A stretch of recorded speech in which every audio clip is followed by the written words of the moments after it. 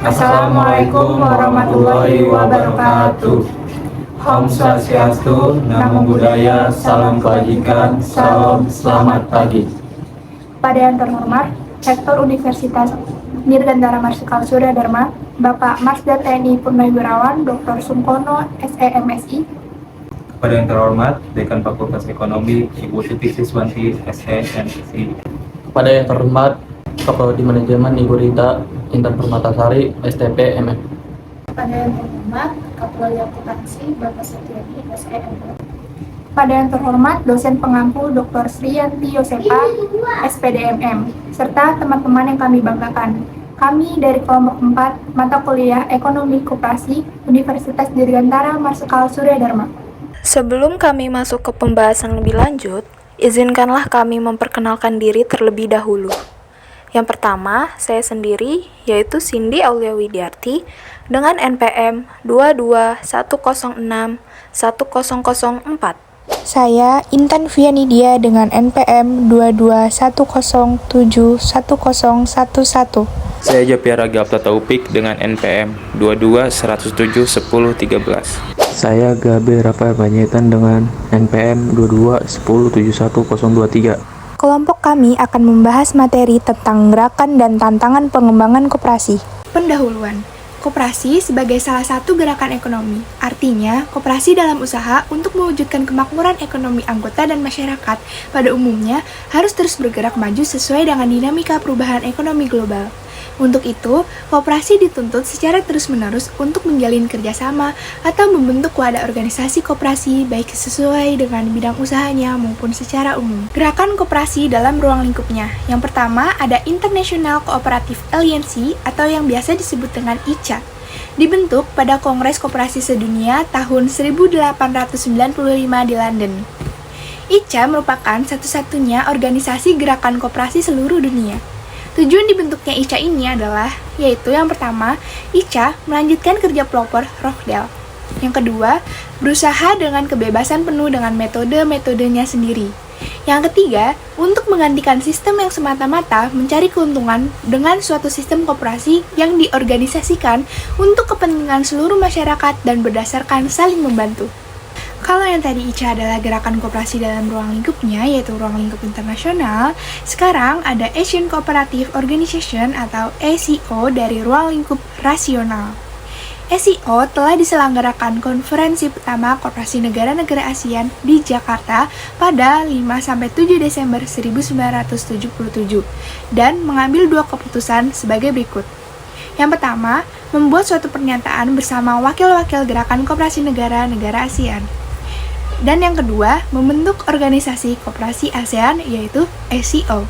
Selanjutnya, ruang lingkup nasional, yaitu ada Sentral Organisasi Koperasi Republik Indonesia atau yang disingkat dengan SOKRI.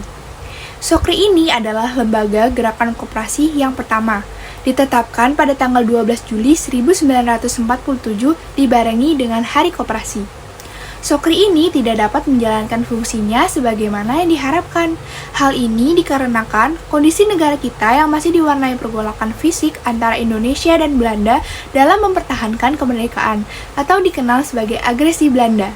Dewan Koperasi Indonesia atau yang singkat DKI merupakan kongres koperasi kedua yang berlangsung pada tanggal 15-17 Juli tahun 1953 di Bandung. Berdasarkan kesepakatan, dibentuklah organisasi gerakan koperasi yang baru dengan nama Dewan Koperasi Indonesia.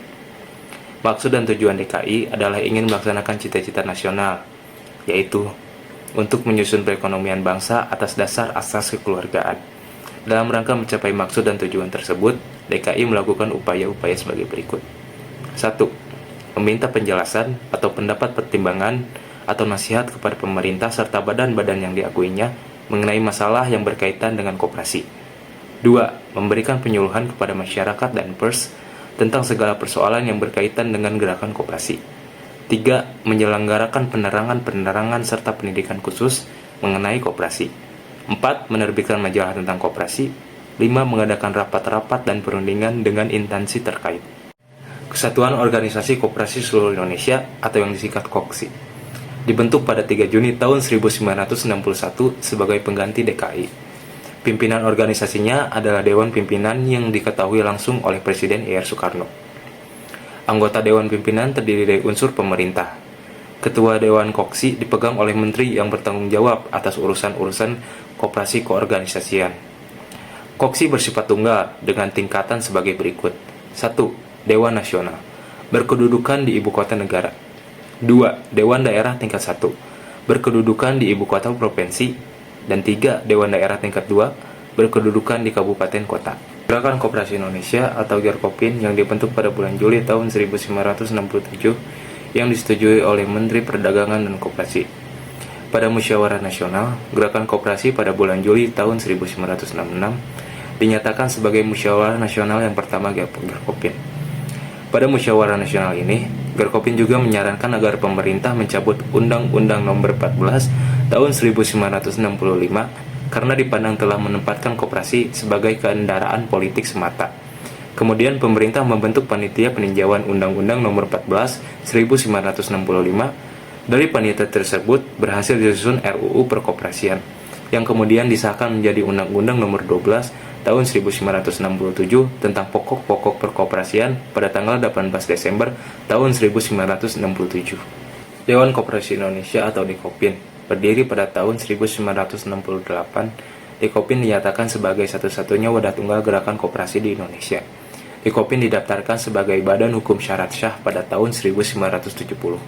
Dekopin mempunyai kedudukan sebagai organisasi gerakan koperasi yang melaksanakan kegiatan-kegiatan sebagai berikut. 1. Memperjuangkan dan menyalurkan aspirasi koperasi. 2. Meningkatkan kesadaran berkoperasi di kalangan masyarakat. 3. Melakukan pendidikan perkoperasian bagi anggota dan masyarakat. 4. Mengembangkan kerjasama antara koperasi dengan badan usaha lain baik pada tingkat nasional maupun pada tingkat internasional. Selanjutnya yaitu ada hubungan Gerakan Koperasi Indonesia dengan Gerakan Koperasi Internasional. Indonesia secara resmi terdaftar sebagai anggota International Cooperative Alliance atau ICA sejak tahun 1958 setelah Dewan Koperasi Indonesia atau DKI dengan resmi menjadi anggota lembaga ini. Dengan terbentuknya kantor regional ICA di New Delhi, maka hubungan Gerakan Koperasi Indonesia melalui Dekopling dilakukan melalui kantor tersebut. Dekopling juga duduk sebagai anggota dalam Dewan Penasihat untuk kantor ICA dan pusat pendidikan di New Delhi. Kemudian ada hubungan Dekopling dengan koperasi di luar negeri. Dalam hubungan dengan koperasi di luar negeri memberi kesempatan luas untuk memperoleh bantuan tenaga ahli dan kesempatan untuk mengikuti latihan di bidang perkoperasian.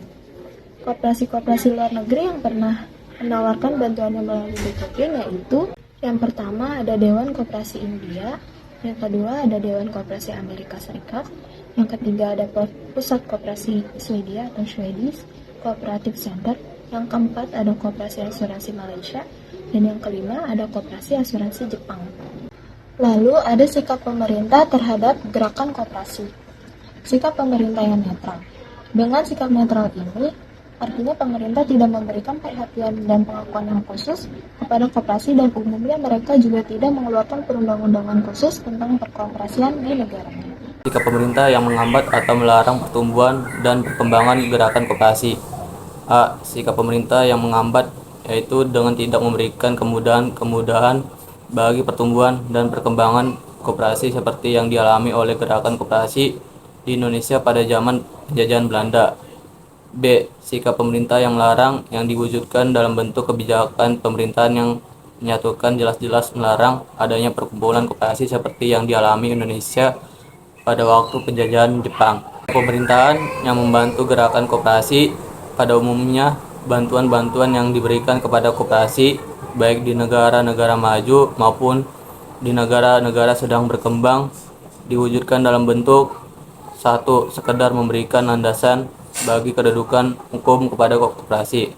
2. Memberikan petunjuk-petunjuk operasional. 3. Memberikan fasilitas-fasilitas. 4. Memanjakan koperasi. Sikap pemerintah yang positif atau aktif membantu pertumbuhan dan perkembangan gerakan koperasi serta memberikan perlindungan kepada koperasi secara nyata baru dialami oleh gerakan koperasi di Indonesia setelah kemerdekaan tahun 1945 yang dengan jelas dapat dibaca dalam UUD 1945 pasal 3 ayat 1 yang menyatakan perekonomian disusun sebagai usaha bersama berdasarkan atas asas kekeluargaan, di mana dalam penjelasannya dikatakan bahwa perusahaan yang sesuai itu adalah koperasi. Sikap pemerintahan yang ingin menjadikan koperasi sebagai alat untuk melaksanakan kebijakan nasionalnya.